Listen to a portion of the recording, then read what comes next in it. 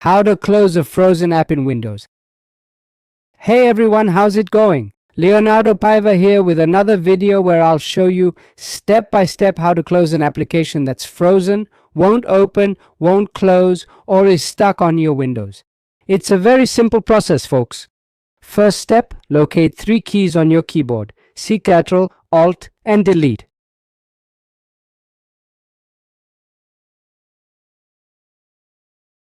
You'll need to press all 3 keys simultaneously. The Ctrl key plus the Alt key plus the Del key. Ctrl, Alt, Del. All 3 together. Click on Task Manager. In Task Manager, you'll see all your open applications and programs. Let me make this bigger.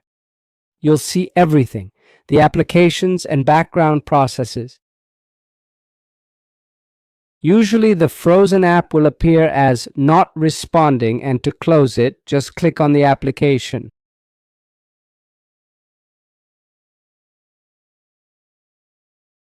Right-click on it and select the End Task option.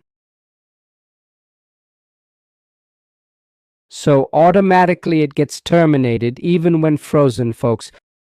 Same thing with other apps if you want. Right-click on the app, select End Task.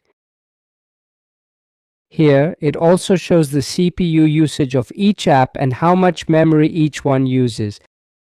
Notice that Google Chrome is consuming the most memory. Usually programs that freeze use a lot of memory, reaching 8, 6, 4 GB and end up crashing. It also shows disk usage and network internet usage. Were you able to close your frozen application? Let me know in the comments below. Subscribe to the channel for more tutorials. That's all for now.